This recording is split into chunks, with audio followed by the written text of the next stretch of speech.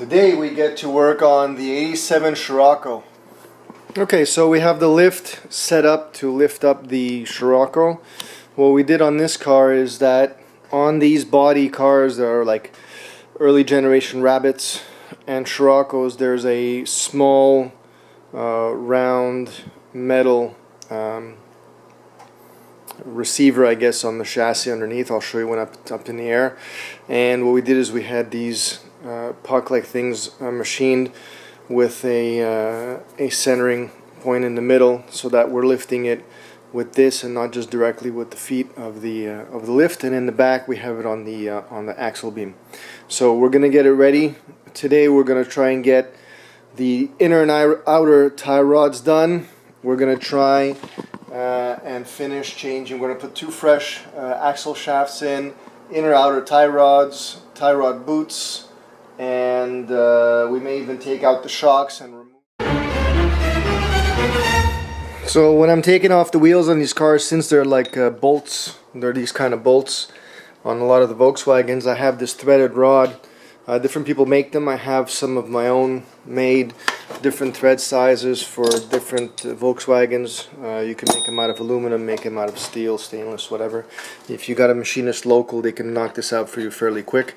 So you can just thread this in once you got a few bolts out before you're done, and then when you've got your wheel bolts out, it'll slide on this and you're not fiddling with it up in the air with it as they tend to do. So there's a tip for you if you want to take the wheel off like that. So let's finish getting that wheel off. And there you go. Repeat on the next side. So since we have the wheel off, I might as well give you guys a bit of a tour on this car. If you want to see a video going over all this car, maybe as its own video, leave a comment. We've got some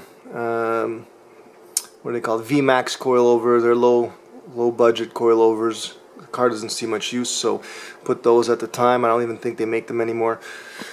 And then we've got a set of cross-drilled brakes and so on. And we still have the original plastic splash shield, still in good shape. And then let's see if we can see. There's like a little, anyway, the pickup point on the chassis is right there. There's like a little donut, metal donut that's there. That's where you're supposed to pick it up. You're not supposed to pick it up by those rails. As you can see, these have been smushed in by previous people lifting this car. And then so we're going to work on, there's a bit of slack in the tie rod. I think it's the inner.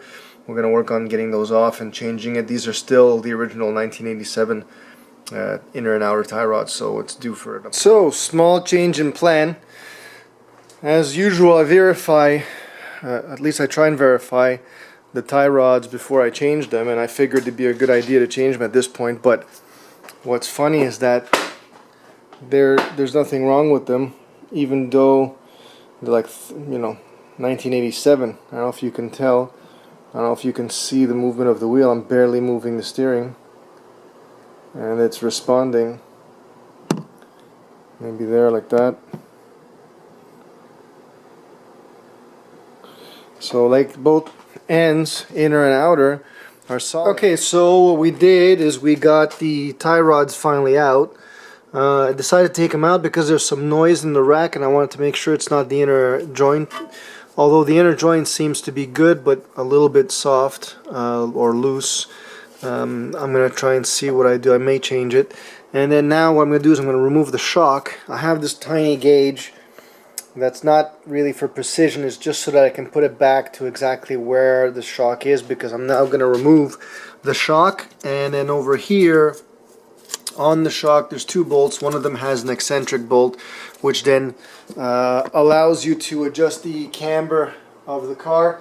And we just want to put it back to approximately where it is, so that when it goes to alignment it's not completely out of spec as far as it could be. So I'll just take a quick check at where the level is here on this gauge, and you level it up straight this way. Try and keep it about the center of the wheel, and then I'll just take a note of what that is. And it doesn't have to be super precise since we're going to alignment after. We just want to put it back more or less where it was. And another concern is that the shock is actually moving with the top plate. So can't really see that, but there's a bit too much slop there. So I'm going to pull out the shock and try and find out why exactly there's play. Alright, so for now we check the tie rod end over here. The outer end is good, the inner end is good on both sides. That's not the source of our noise. We're still going to be pulling out the axles in a minute. The nut on this has been loosened up. We knocked out the little leftover cotter pin that was in the tie rod end, but the issue is actually the noise I was hearing is actually the top plate. If you can see or hear that, if you see, there's quite a large gap around that bushing, and then I picked up a new one which has almost no play, and the gap is smaller and uniform, whereas here it's not really uniform and it's a much bigger movement. So what that translates to is when I spin the shock around, you can hear that clunking back and forth. There's actually, at the top hat over here, there's actually some play, and as you turn it, the shock is like wibble wobbling inside that top plate, so it should be more smooth. So on these shocks, you have a nut in the middle and a hex on the shaft of the shock, and to take that apart, you should use a through wrench set up like this. So you've got one long Allen key socket, for example, and then a ratchet that's straight through.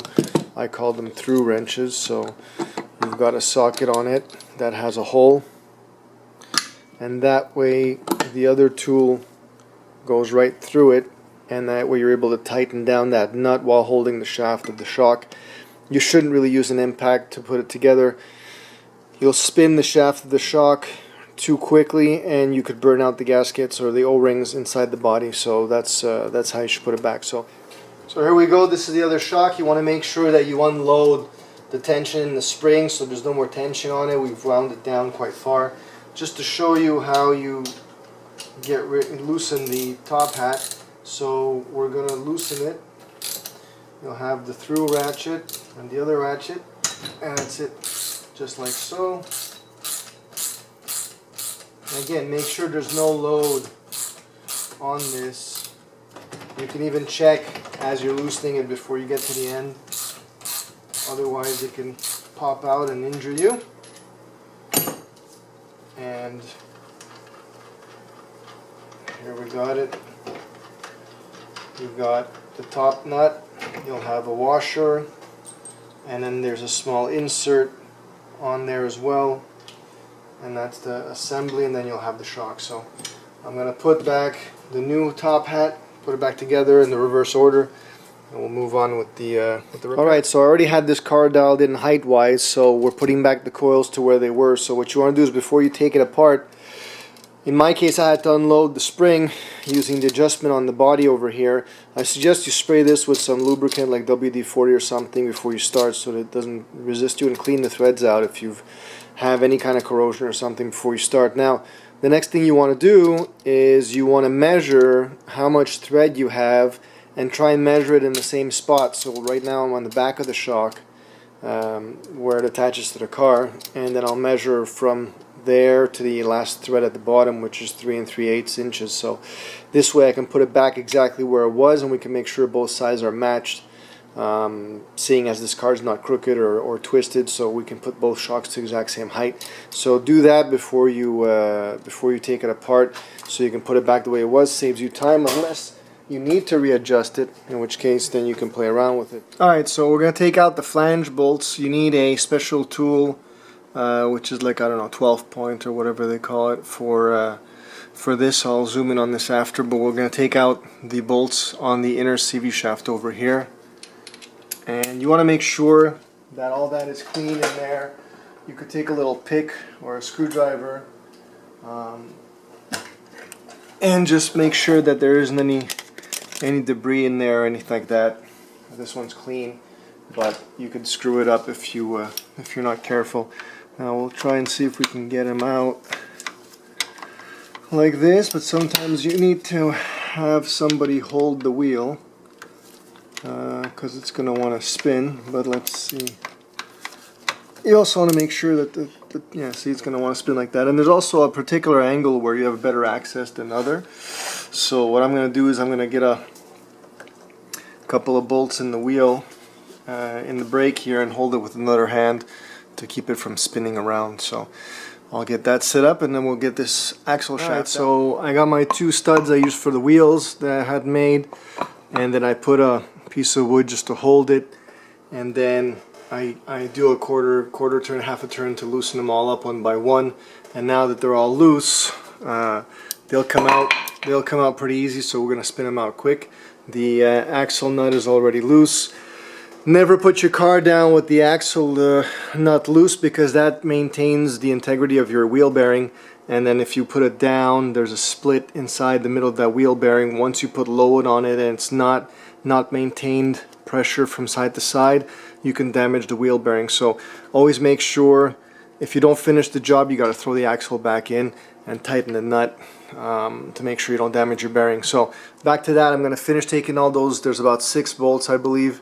And we'll take those out, pull this shaft out, and then get the new one ready to go in. Actually, I might take the other side out first and have both of them out. Alright, let's go.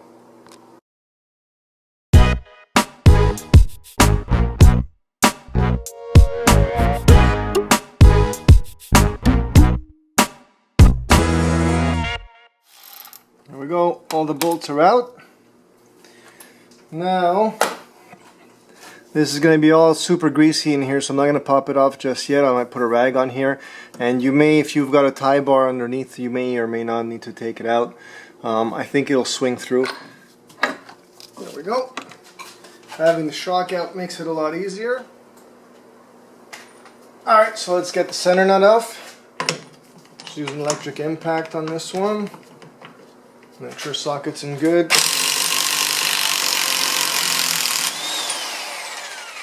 Go. And then behind here you have a washer, and then we're going to undo the shock and everything to be able to get the drive shaft out easier. Alright, so the axle's out. You can see the tear right there. So, and here's another trick. When you take axles like this, I usually reuse the bolts that are factory, not the ones that come with the new axle. If you buy a new one, sometimes they give you a bunch of new bolts. Keep them as spare.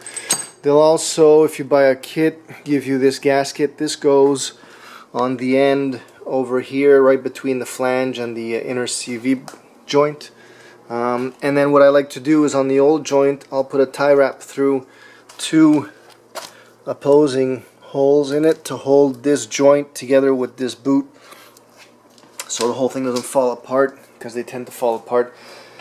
And you want to keep, if you have an old car like this, you want to keep these parts unless you need to return for a core, because now I have 2 new axles going in, and if those 2 axles were to fail, I can rebuild the original ones, get them powder coated and get new joints for them and so on, before I rip out the ones that are in the car. So, and then you also don't know if things in the future are less available.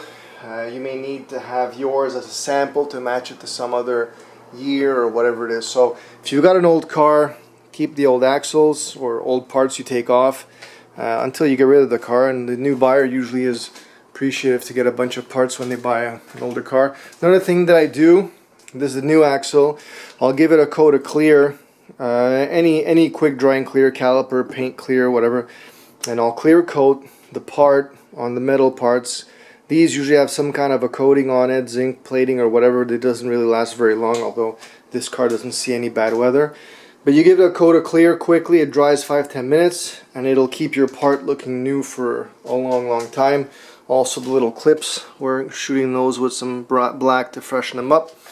Doing things like that just helps to make everything look nice and tidy. So while we have everything apart, I'm also going to give it a quick clean in here, tidy it up a little bit, and same thing underneath, quick while the parts are drying, and then we'll start to put things back. Yeah. Let me get this cleaned up quickly, and then we'll start the reassembly hopefully.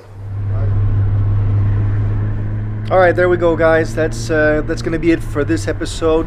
While I get everything cleaned up and ready to go, and then we'll start reassembly in part 2 on the Scirocco episode. Tune back next week for that, and then in the meantime, let me know in the comments below if you guys want to see more water-cooled stuff, or if you want me to stick to air-cooled stuff in future videos. Again, I want to thank everyone that subscribed recently to the channel. Super appreciative for everyone subscribing, all the great comments, all the great feedback. I really appreciate that. Keeps me motivated to keep making the videos. And again, if you guys can keep up the subscribing, keep up the comments, and share the video with people you think they're into Volkswagens, whether it's air-cooled or water-cooled. And drop me a comment below if there's anything you'd like me to do, any different content or different topics you want me to cover regarding some of these Volkswagens. All right, stay tuned for part 2 next week, guys. I appreciate you watching, spending some of your time here with me, and we'll see you on the next one. Thanks, guys.